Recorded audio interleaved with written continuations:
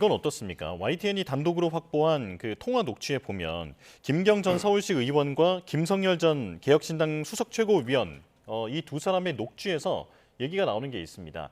그 이제 다음 장을 한번 보여주시면 강선우를 도운 것도 알고 있는데 어떻게 입을 싹 씻느냐 이런 얘기를 하거든요. 이건 이제 뭔가 대가를 받고 이제 도와준 것 아니냐 이렇게 볼 수 있을 것 같은데요.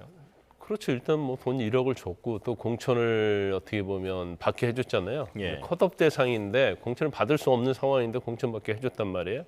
그럼 서로 대가관계 이렇게 주고받고 했는데 왜 강선우가 입을 딱 씻을까? 예. 그것은 이제 서로 이제 감정적인 문제도 있을 수 있고요. 이제 나중에 이제 돈을 돌려줬잖아요. 그러니까 어떻게 보면 김경시 의원이 굉장히 위험하다고 생각하니까 이제 강선우 입장에서는 잘못하면 큰일 나겠다고 생각했을 수도 있죠. 이제 그러니까 김경시 의원을 좀 멀리 하다 보니까 아니 그렇게까지 많이 도와주고 아마 선거할 때도 많이 도와줬을 거 아니에요. 예. 그래서 그렇게까지 했으면서도 왜 그런데 이해가 가지 않는다.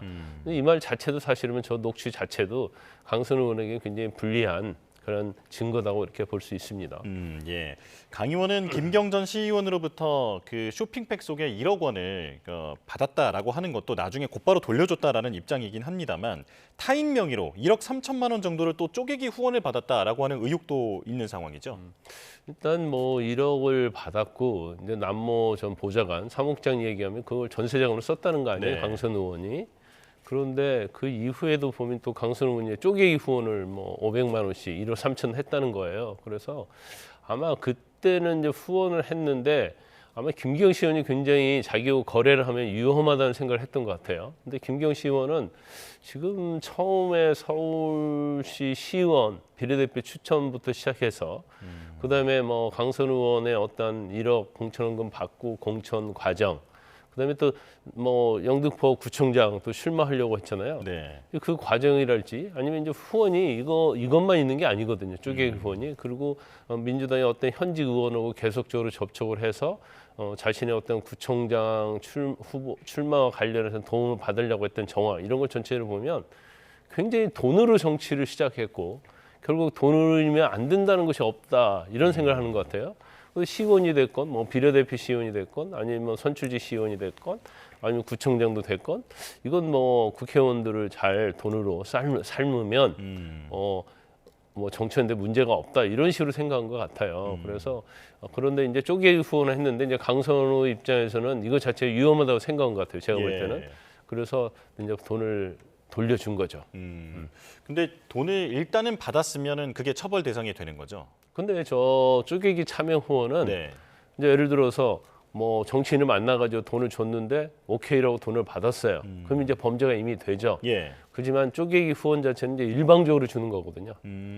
그래서 네. 받고 나서 바로 반환을 했다고 하면 예. 그 이제 범죄는 성립하기 어렵습니다. 아, 예. 이 차명 후원과 그 공천원금 1억 원 쇼핑백 이거는 좀 성격이 네, 다르다. 좀 다르죠. 네네.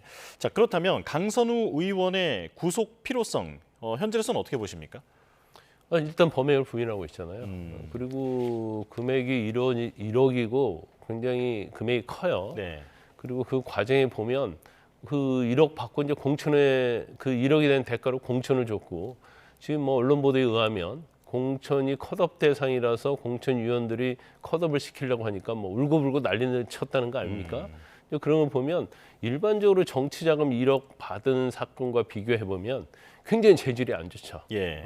더군다나 어떤 범죄 혐의가 여러 가지 뭐 김경시 의원 그다음에 남 전 보좌관 그다음에 김병기 의원과 하고 나는 녹취록에 보면 돈 받은 게 다 인정이 되고 있거든요. 그 돈이 또 공천의 대가라는 것도 그 녹취록에 다 나타나 있거든요.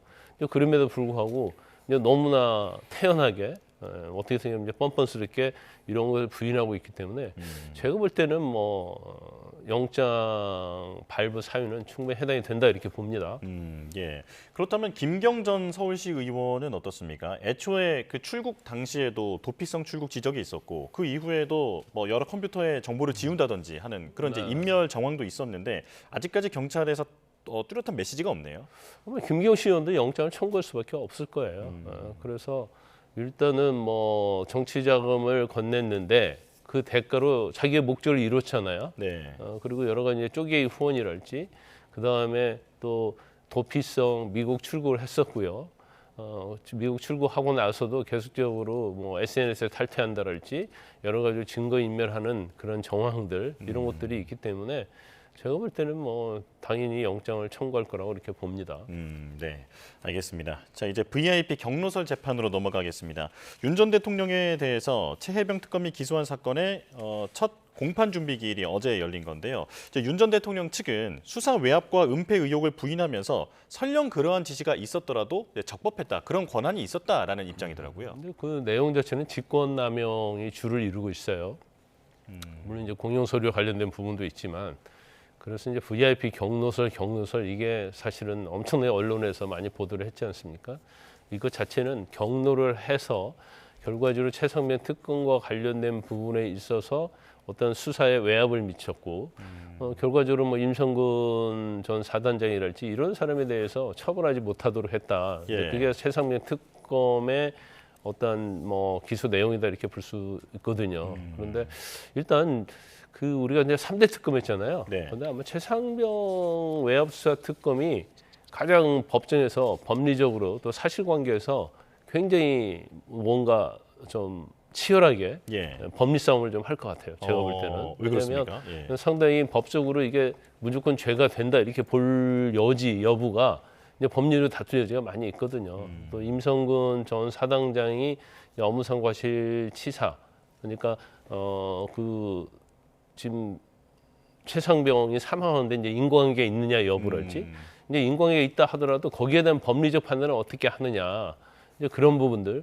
그래서 그게 죄가 안 된다고 생각을 했으면 사실은 이건 잘못된 것이다 수사가 이제 그렇게 해서 지시를 할 수 있는 여지도 있고 또 어떻게 보면 수사 단장이다 할지라도 그 위에 바로 이제 국방장관이랄지 이제 이런 사람들은 어떻게 보면 밑에 부하지 않습니까?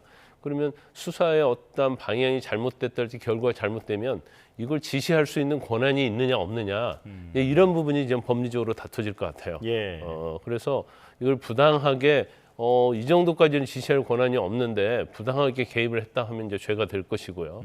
이제 그렇지 않다고 한다면 이제 죄가 되지 않을 가능성이 크고 그다음에 이제 대통령이 경로를 했다고 하는데 그러면 대통령이 지시한 게 맞느냐?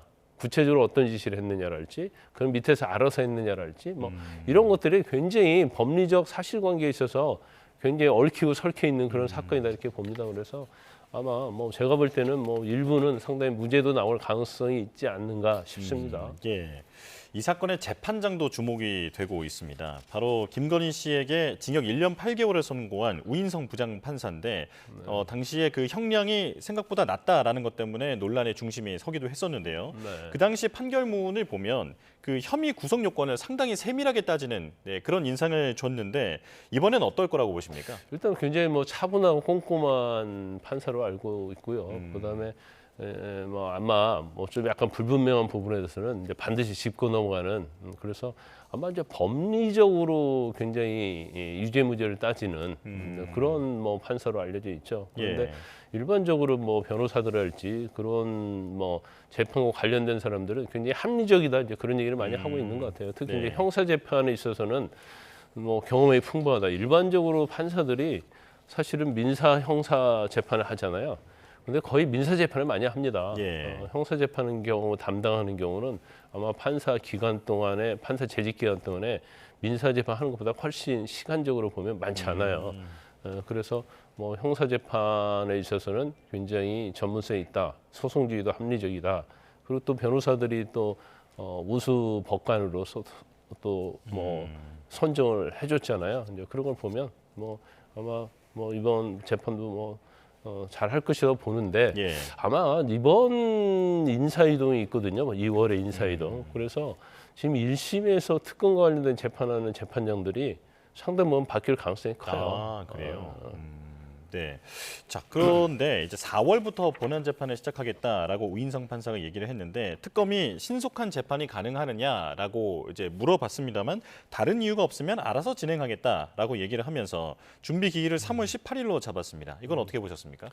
이거 자체는 이제 본인이 3월 18일로 잡은 걸 보면 인사이동 대상자가 아닌가 싶어요. 아, 예. 그래서 지금 2월에 인사가 있는 재판부들이 대부분 재판을 3월로 잡고 있거든요. 그러면 이제 2월에 인사가 있으면 그 전에 했던 사건 중에서 종결된 사건에 대해서 판결문을 다 써야 하고요. 예. 이제 그다음에 인계를 할 때는 그거에 대한 요약이랄지 뭐 그런 것들을 다 해서 뒤 재판부에게 넘겨줘야 하거든요. 그래서 3월 18일로 잡은 걸 보면 예. 재판을 아마 그럴 가능성이 크다. 근데 이제 판사가 내가 이번에 인사 대상자다 이런 말은 노골적으로 할 수 없죠. 왜냐하면 또 인사가 안 날 수도 있으니까. 본인은 알 수 있는 겁니까? 인사 거의 대상자라는 알고 걸? 있죠. 아, 그렇습니까? 왜냐하면 사법부는 거의 시스템에서 움직이기 때문에 인사 대상 여부가 거의 뭐 확정돼 있다 이렇게 볼 수 있어요. 그래서 예. 아마 제가 볼 때는 뭐 이게 만약에 계속적으로 본인이 재판할 것 같으면 뭐 지금 이제 2월이잖아요. 그러면 뭐 다음 주 그다음 주도 잡을 수 있는 거죠. 3월 초로도 잡을 수 있는 건데 더군다나 이게 공판 준비 절차거든요. 예. 이게 본 재판이 아니에요. 공판 준비 절차를 한 번 더 해야 하기 때문에 어떻게 보면 이걸 다음 재판부에서 할 수 있도록 하는 뭐 그렇게 판단했을 가능성이 크다 이렇게 봅니다. 예. 그러니까 변호사님 개인적인 전망으로는 그 2월 인사 이동 대상의 그 가능성이 있다. 그렇죠. 네, 이렇게 말씀을 해주셨는데요. 자, 마지막으로 이하상 변호사 감치 얘기 보겠습니다. 그 법정에서 그 판사와의 어떤 설전을 주고받는 것도 이례적이었습니다만 그 이후에 그 감치 과정에서 이게 집행이 되느냐 안 되느냐 이런 여러 가지 문제로도 상당히 국민들의 관심을 받았던 사안인데 이번 감치 어떻게 보셨습니까? 제가 볼 때는 뭐 정당하다 이렇게 봐요. 또 예. 법정에 있는 이제 재판장으로서 정당한 소수 지휘권을 행사했다 이렇게 봅니다. 재판의 어떤 소송 지휘는 재판장만 할 수 있는 거거든요. 네. 그런데 그 재판장의 어떤 소란을 피우고 또 재판장에서 인격 모독적인 행위를 하고 이런 것들은 이건 정당한 변호인의 변론 범위가 아니에요. 그러니까 이것도 좀 과도하잖아요. 더군다나 그날 이제 감치 명령을 받아가지고 이제 구치소에 갔는데 이제 신분에 대해서는 본인이 거기서 거부했기 때문에 결과적으로 감치가 안 된 거잖아요. 근데 그리고 나서 이제 반성을 해야 하는데 반성은커녕 계속적으로 유튜브에 나와가지고 심지어 뭐 상스러운 욕까지 하면서 예. 재판부를 못 오겠잖아요. 근데 이건 재판정에서 안 했기 때문에 이걸 감치에 추가할 수는 없지만 저는 굉장히 잘못된 행동이죠. 아마 제가 볼 때는 감치 15일 감치 당하고 나서도 네. 아마 대한변협에서 징계할 겁니다. 사실 변호사도 못 할 수 있는 그런 상황이 올 수 있다 이렇게 봅니다. 예. 이 권우현 변호사에 대한 감치 집행 의지도 지금 이진관 판사가 상당히 강하게 밝혔는데 그 마지막으로 그 지금 이 상황에 대해서 집행 정지를 신청하겠다라고 이하상 변호사가 얘기를 했거든요. 받아들여질 가능성이 있습니까? 제가 볼 때는 0%다 이렇게 봐요. 0%. 예. 예. 이건 굉장히 국민들이 보는 시각도 그렇고 또 뭐 같은 변호사들도 마찬가지고 또 이제 사법부에서 보면 굉장히 이건 분노할 일이죠. 더군다나 이제 법원에 대한 신뢰, 법권에 대한 신뢰, 재판부에 대한 신뢰 이건 이제 사법부 어떤 독립과 관련된 부분에서 굉장히 중요한 부분이거든요. 예. 그런데 뭐 변호인단은 헌법 유린이라고 하는데 오히려 변호인단이 헌법 유린을 했다 저는 그렇게 봅니다. 네, 그래서 알겠습니다. 집행정지는 받아들이지 않을 겁니다. 네, 알겠습니다. 여기까지 말씀 듣겠습니다. 지금까지 김광삼 변호사와 함께했습니다. 고맙습니다.